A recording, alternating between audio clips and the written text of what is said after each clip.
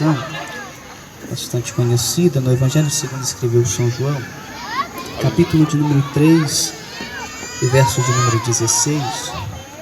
Acho que de fato, como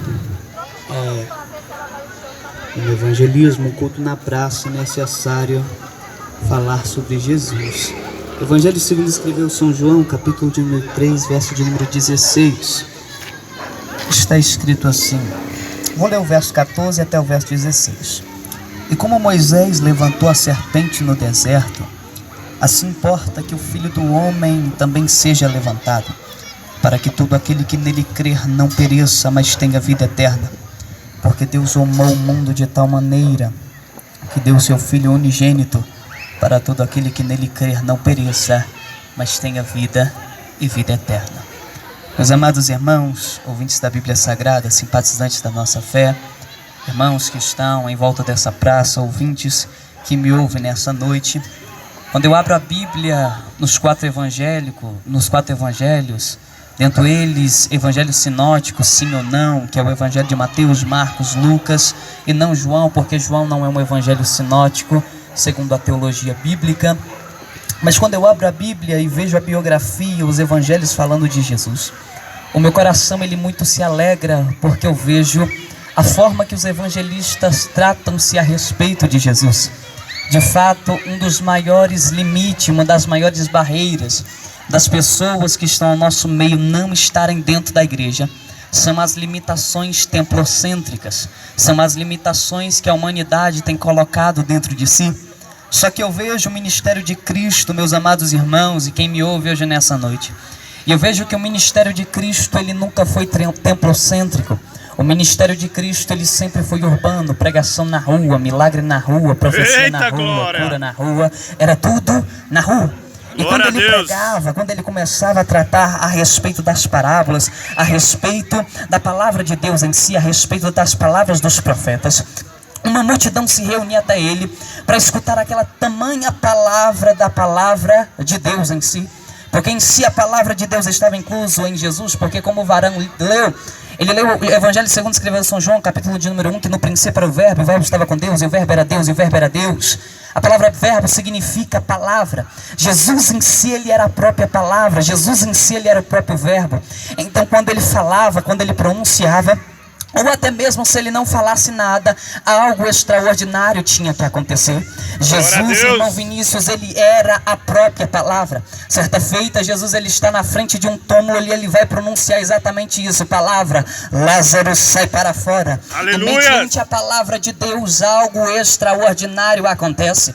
Só que eu vejo todas as vezes que Jesus chegava num lugar, mesmo sem falar, algo extraordinário acontecia, porque ele era a palavra. Evangelho segundo escreveu São Marcos, capítulo de número 5, a Bíblia fala que Jesus ele pisa na cidade de Gadara, não pronuncia uma palavra. Um endemoniado vem correndo na direção dele, se prostra e adora, fala: tu Jesus, o Filho do Deus Altíssimo. Eu vejo que mesmo sem Jesus pronunciar uma palavra, onde ele chega, algo extraordinário acontece. E hoje eu tenho uma palavra de Deus para você que me ouve. Eu não sei qual é a tua limitação, eu não sei qual é a tua prova, eu não sei qual é a tua luta, eu não sei quais são as coisas que têm oprimido a tua vida. Eu só sei que quando Jesus chega na tua história, eu só sei que quando Jesus ele chega na tua vida, mesmo sem ele falar nada, algo extraordinário tem que acontecer. Aleluia! Um teólogo bastante importante, ele fala que nós temos um vazio dentro do nosso peito do tamanho de Deus, do tamanho do infinito, a qual álcool, a qual bebida, a qual drogas, nada pode preencher. O único que pode preencher esse vazio do tamanho de Deus é Deus.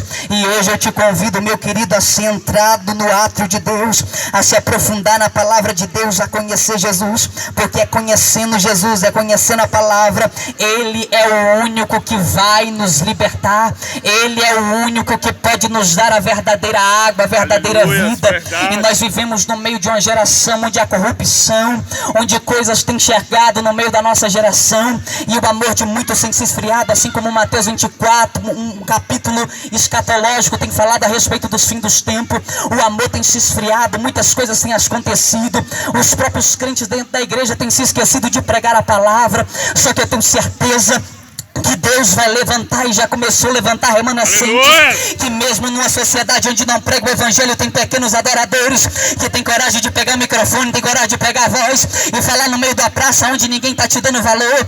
Hoje eu tenho uma palavra de Deus para te dizer: não importa o que aconteça, não importa o que acontecer, continua pregando a palavra. Eis que o Nazareno está vindo entre as nuvens, e só aquele que estiver preparado vai subir com ele. Hoje eu te convido a conhecer a palavra. Hoje eu te convido a conhecer Jesus. Aleluia. Aleluia. O ministério de Cristo nunca foi templocêntrico, sempre foi urbano. E uma das grandes limitações de uma pessoa estar dentro da igreja hoje é a limitação do ser humano. Verdade, Jesus. Um jogando pedra no outro, um condenando o Verdade, outro. Jesus. Só que eu vejo na mesma história de Cristo, na biografia, na história de Cristo, certa feita, os fariseus pegam uma mulher e colocam no meio do povo e fala que a lei mosaica dizia que essa mulher deveria ser apedrejada. Perguntaram para Jesus o que a gente deve fazer com ela. As pessoas falavam: apedreja essa mulher. A lei diz: apedreja ela, mata ela. Só que Jesus, em suas simples palavras, ele vai falar: quem não tiver pecado, atire a primeira pedra. Aquele que me ouve, pense bem, quem dentro daquele povo não tinha pecado? Verdade. Tinha uma pessoa lá no meio que não tinha pecado. Quem? Jesus. Jesus de Nazaré. Você vê que ele se inclui na pergunta: quem não tiver pecado, atire a primeira pedra. Ele se inclui na pergunta. Ele estava meio querendo dizer assim: se eu quiser tacar a pedra, eu taco. Sabe qual é a diferença de Jesus e da humanidade? É que Jesus, mesmo tendo toda a autoridade para te condenar, ele não te condena. Aleluia, verdade. Jesus, ele mesmo tendo toda a autoridade para te tacar a pedra, ele não te taca. Jesus, mesmo tendo todo o poder para te denunciar, para fazer o que ele quiser, ele não faz. Sabe por quê? Porque Deus amou o mundo de tal maneira. Esse tal maneira é uma expressão que vem do hebraico, que significa continuamente infinito. O amor de Deus é incomparável com o meu, que o teu. O amor de Deus nem se compara com o meu, que o teu. A gente pode estar na mesma divisão tricotômica de Deus segundo a teologia, porque Deus é Deus Pai, Deus Filho e Deus é Espírito Santo. A gente é corpo, alma e espírito. A gente pode estar na mesma divisão. Deus se ira, a gente se ira. Deus se entristece, a gente se entristece.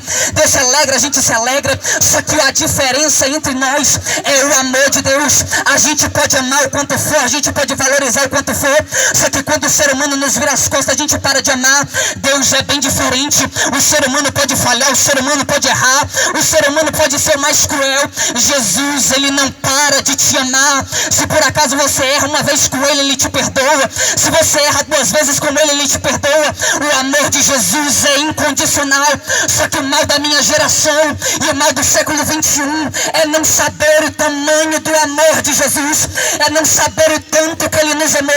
O varão falou que a lei mosaica dizia, e também a Paulo vai falar sobre isso, que todo aquele que foi pendurado sobre o madeiro é considerado maldito. Jesus se fez maldito por mim e por você.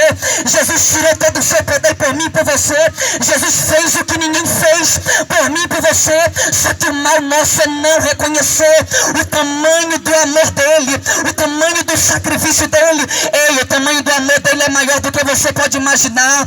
O tamanho do amor de Jesus é maior do que você pode pensar. Jesus, ele te amou e ele ainda te dá uma última oportunidade. Ei, Jesus está voltando.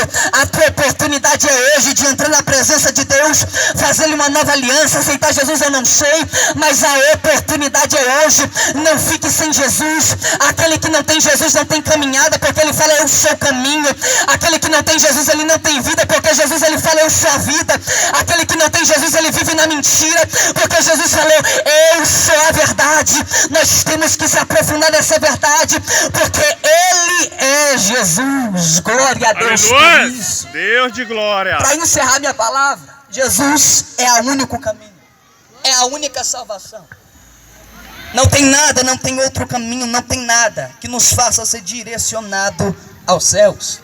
Uma das coisas que eu vejo para encerrar é que todo mundo, crente ou não, dentro da igreja ou não, valoriza muito em falar o nome de Cristo, valoriza muito em dizer o nome de Cristo. Só que uma coisa eu te provo, você ouvinte da Bíblia Sagrada hoje: falar o nome de Cristo não te leva para o céu. Verdade. Pronunciar o nome de Cristo não te leva para o céu, porque a própria Bíblia fala que naquele grande dia nós vamos se apresentar e vamos ver: ei, eu preguei no teu nome, eu profetizei no teu nome, eu fiz milagre no teu nome. Jesus vai falar, Deus vai falar: apartai-vos de mim, maldito, porque eu não vos conheço. Falar o nome de Jesus não é nada. Fazer prodígio no nome de Jesus Não é nada. Sabe o que é interessante? É o que o apóstolo Paulo uma vez ele falou agora, pois não sou eu que vivo em mim, mas é Cristo quem vive em mim. Eita, Paulo ali também vem falando no livro de Romanos, capítulo de número 8, verso de número 1. Portanto, agora nenhuma condenação há para aqueles que estão em Cristo Jesus, que não andam segundo a carne, mas andam segundo o Espírito.